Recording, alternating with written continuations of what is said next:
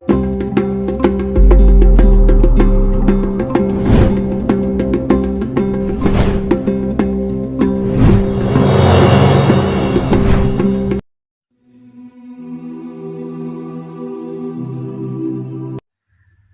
گرامی، السلام علیکم ورحمۃ اللہ وبرکاتہ۔ بسم اللہ الرحمن الرحیم۔ خلاصہ قرآن پارہ 13۔ نفس کی پیروی مت کرو، نہ ہی نفس کو معصوم سمجھو۔ نفس کا کام ہی ہے بدی پر اکسانا، اس کی اکساہٹوں سے محفوظ رہنے کے لیے رب کی پناہ تلاش کرو۔ غلطی ہو جائے تو رب سے معافی مانگو۔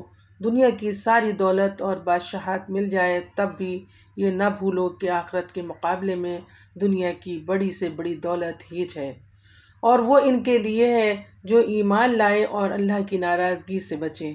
مومن کی شان یہ ہوتی ہے کہ وہ احتیاط کے سارے تقاضے پورے کرتا ہے، مگر اس کا بھروسہ اللہ ہی پر رہتا ہے۔ اسے یقین ہوتا ہے کہ وہی ہوگا جو اللہ کو منظور ہوگا۔ مومن کی سیرت کا حسن پائیدار ہوتا ہے، حالات کے ساتھ ساتھ اس میں اتار چڑھاؤ نہیں ہوتا۔ یوسف علیہ السلام جیل جانے سے پہلے بھی، جیل کے اندر بھی، اور تخت سلطنت پر بیٹھ جانے کے بعد بھی کبھی احسان کی بلندیوں سے نیچے نہیں آئے۔ یوسف علیہ السلام کے باپ کا صبر بھی بے مثال تھا۔ غم اتنا شدید کہ روتے روتے آنکھوں کی روشنی چلی گئی، مگر زبان پر صبر جمیل کے الفاظ اور اللہ سے اچھی امید کا اظہار۔ اپنے غم اور رنج کی فریاد بھی بس اللہ کے حضور کرتے، اور غموں کی الغار میں بھی اللہ کی رحمت سے مایوس ہونے کو کفر سمجھتے۔ یہی ایک سچے مومن کی شان ہے۔ اللہ سب سے بڑھ کر رحم فرمانے والا ہے۔ وہ گناہوں کو معاف کر دیتا ہے، چاہے وہ کتنے ہی سنگین ہوں۔ اس سے محبت کرنے والے بندے بھی اسی صفت کے حامل ہوتے ہیں، اور بڑی سے بڑی زیادتی کو معاف کر دیتے ہیں۔ یوسف علیہ السلام نے اپنے حالات کی بہتری کو اللہ کا فضل قرار دیا، اور بھائیوں کی دشمنیوں کو شیطان کی شرارت قرار دیا۔ مومن کی نگاہ اسی طرح حقیقت سناش ہوتی ہے۔ وہ جانتا ہے کہ اصل محسن کون ہے اور اصل دشمن کون ہے۔ مصر کے تخت پر سلطنت پر بیٹھنے کے بعد بھی یوسف علیہ السلام کی للہیت اور خدا سے تعلق دیکھنے کی قابل ہے۔ اعلانیہ اعتراف کرتے ہیں کہ ان کے پاس جو بھی اقتدار اور علم ہے وہ رب کا دیا ہوا ہے۔ زمین اور آسمان کا اصل بادشاہ اللہ ہی ہے۔ دنیا اور آخرت میں میرا ولی اور سرپرست اللہ ہی ہے۔ دعا کرتے ہیں کہ مرتے دم تک اللہ کے فرما بردار بنے رہیں۔ تمنا کرتے ہیں کہ آخرت میں صالحین کی رفاقت نصیب ہو، کیونکہ اللہ کا قرب بادشاہوں کو نہیں، نیک لوگوں کو حاصل ہوگا۔ عقل مند بنو اور قرآنی واقعات سے عبرت و نصیحت حاصل کرو۔ یہ سچے واقعات ہیں۔ یاد رکھو، یہ قرآن ایمان والوں کے لیے ہدایت اور رحمت کا سرچشمہ ہے۔ سورہ الرعد۔ عقل سے کام لو اور آسمان و زمین میں ہر طرف پھیلی ہوئی نشانیوں پر غور کرو۔ یہ نشانیاں گواہی دیں گی کہ ایک دن سب کو اپنے رب کے سامنے حاضر ہونا ہے۔ اگر اللہ نافرمانیوں پر فوراً گرفت نہیں کرتا ہے تو دھوکے میں نہ پڑو۔ جو لوگ سرکشی اور نافرمانی کے روش پر چل رہے ہیں اور ان کی پکڑ نہیں ہو رہی ہے، وہ یہ نہ سمجھے کہ کوئی دیکھنے اور پکڑنے والا نہیں ہے۔ ایک ایک چیز کی اللہ نگرانی کر رہا ہے، وہ دن کے اجالے میں ہو یا رات کی تاریکی میں۔ اگر برے انجام سے بچنا چاہتے ہو تو اپنی حالت درست کر لو۔ اللہ اسی قوم کو سزا دیتا ہے جو بہت بگڑ جاتی ہے، اور جب اللہ سزا دیتا ہے تو کوئی بچانے والا نہیں ہوتا۔ اللہ کے بارے میں کچھ بحثی مت کرو۔ اللہ کی عظمت و جلال کو محسوس کرو۔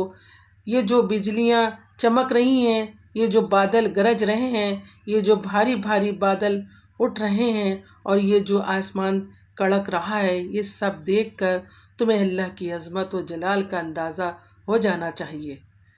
اندھے مت بنو، آنکھوں کی روشنی سے فائدہ اٹھاؤ۔ اندھیروں میں مت رہو، روشنی کی طرف آؤ۔ آسمانوں اور زمین کے رب کو چھوڑ کر انہیں مت پوجو جو خود اپنے معاملے میں بھی بالکل بے بس ہوتے ہیں۔ باطل کو بظاہر غالب ہوتے دیکھ کر خوف زدہ مت ہو جاؤ۔ باطل کی مثال تو جھاگ جیسی ہے۔ باطل کا حق سے مقابلہ ہوتا ہے تو باطل جھاگ کی طرح اڑ جاتا ہے۔ رب کی پکار پر لبیک کہو، تمہاری بھلائی اسی میں ہے۔ جو لوگ رب سے سرکشی کریں گے وہ دنیا کی ساری دولت دے کر بھی اللہ کی عذاب سے نہیں بچ سکتے۔ عقل سے کام لو اور نصیحت قبول کرو۔ اللہ نے تمہیں بینائی دی ہے، اس سے فائدہ اٹھاؤ۔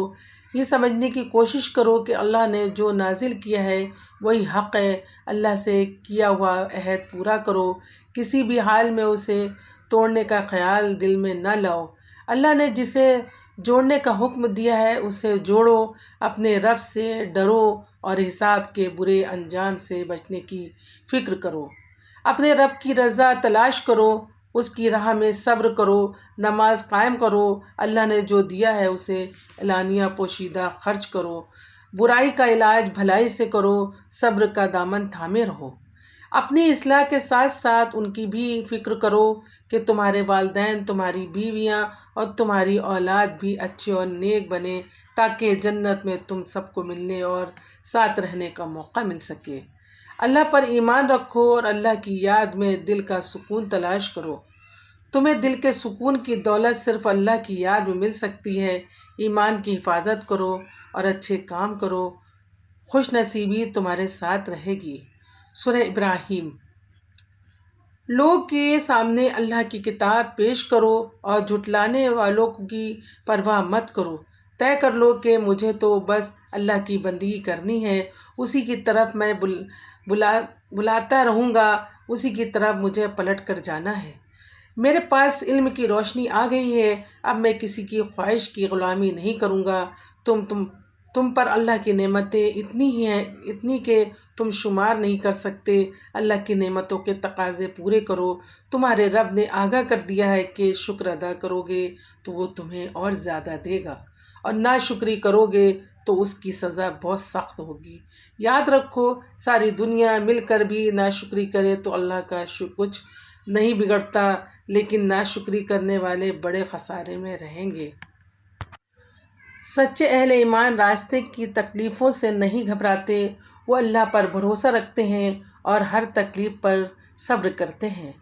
انہیں یہ خوشی ہوتی ہے کہ اللہ نے انہیں ان کا راستہ دکھا دیا ہے۔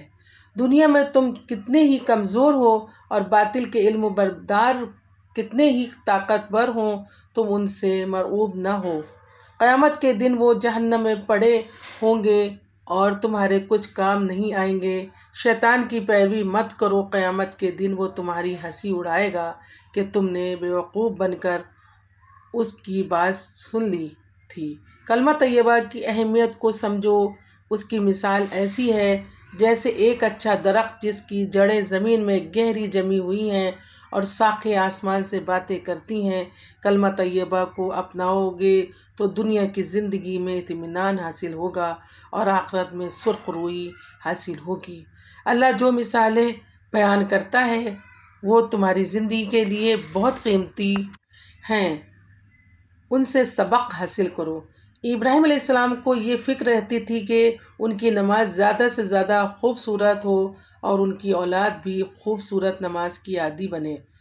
اسی کے لیے انہوں نے اپنی اولاد کو بے آب و گیاہ میدان میں محترم خانہ خدا کے پاس بسایا اور اسی کے لیے وہ عاجزی کے ساتھ اپنے رب سے دعائیں کیا کرتے تھے۔ تم بھی اس فکر کو اپنی سب سے بڑی فکر بنا لو۔ اللہ تعالیٰ ہم سب کو قرآن پڑھنے، اس کو سمجھنے اور اس پر عمل کرنے کی توفیق عطا فرمائے، آمین۔ اللہ اس کی برکتوں سے ہمارے شہر اور ملک کے حالات تبدیل فرما دے، آمین۔ وآخر دعوانا ان الحمد للہ رب العالمین۔